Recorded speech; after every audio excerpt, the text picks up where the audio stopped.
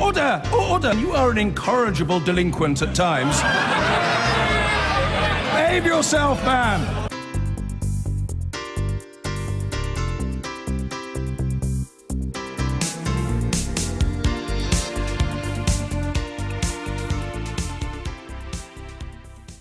Now the UK's economic growth is weaker since the referendum to leave the European Union. With falling wages, that's according to new research. The study by the TUC, timed to coincide with the start of its annual congress, also suggests that household finances are being squeezed. Well, our chief political correspondent John Craig is at the TUC Congress in Brighton for us now. John, what's the latest there?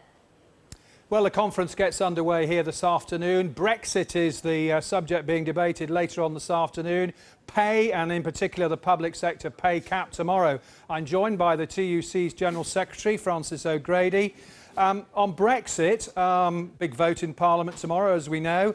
How do you and the TUC hope to influence the government at this late stage? Well, we're calling on the Prime Minister to break free from her own hardliners and avoid a kamikaze Brexit, because unless we get a transition deal that provides for a smooth exit from the European Union and protects people's jobs and livelihoods and pay, then we are in real trouble. What do you make of the dramatic intervention by Tony Blair today, who seems to be admitting he got it wrong on migration when he was Prime Minister? Well, I don't think he's the only politician who got it wrong. And again, we're calling on the government, regardless of what happens with Brexit.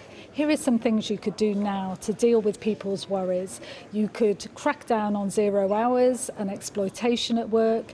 You could boost the minimum wage. You could stop those bad employers undercutting people's pay and make sure the rate for the job is paid, and put some money into public services so that places like Boston aren't put under strain.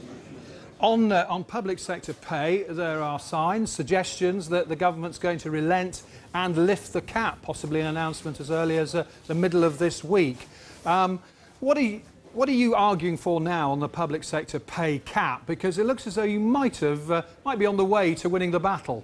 Well, let's remember, we've had nurses, firefighters, midwives, 7 long years of that pay cap. That means they've lost out to the tune of thousands of pounds in real terms on their pay. And like everybody else in Britain, we're saying they deserve a pay rise.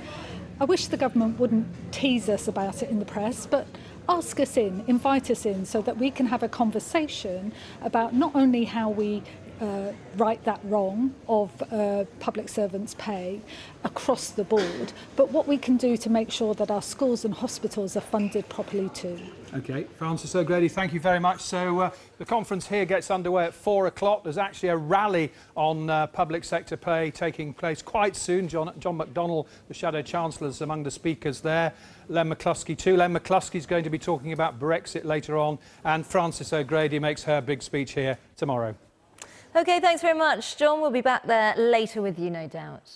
Here, the BBC understands that the government is preparing to award police and prison officers pay increases above the 1% cap on public sector wages.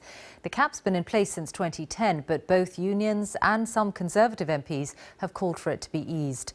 Today, the Shadow Chancellor, John McDonnell, said Labour would support strike action unless the government scraps the cap for all public sector workers. Our political correspondent Ian Watson reports from the TUC conference in Brighton. The unions have been fighting pay restraint on demonstrations, and now here in Brighton on the beaches. They claim that 5 million public sector workers have been losing out in recent years and are calling for the 1% cap on public sector pay to be lifted. Nurses, midwives, firefighters have put up with 7 long years of no real pay increase. We're saying to the Prime Minister, admit you've got it wrong and give everybody the pay rise they deserve. Otherwise, we're going to see that staffing crisis in many parts of our public services getting worse. It's not just the unions, but some of Theresa May's own MPs have been piling on the pressure over pay. For months, ministers have been mulling over what to do about police and prison officers' wages. That's because independent pay review bodies have recommended increases which would breach the government's limit. Now, as I understand it, ministers will accept those recommendations, though there may be some creativity in how the increases are paid. But this could be just the first step in dismantling the public sector pay cap.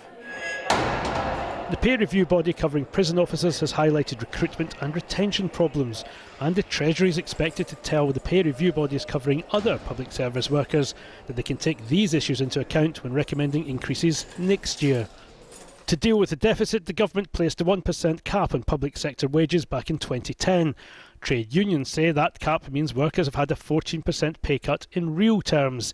But the government's been wary of lifting it because the Independent Institute for Fiscal Studies estimates that every 1% increase in public sector pay would cost between £1.5 and £2 billion a year. The government would point out that many workers have had a higher than 1% rise through promotions and increments, and take-home pay has been improved by raising tax-free allowances. But Labour say they want to see all public sector workers receive a pay rise. But people see that as just as a tactic of a divide and rule. It's no good, basically scrapping the pay cap for some workers, but there are workers that they're working alongside are still on poverty pay. That's unacceptable.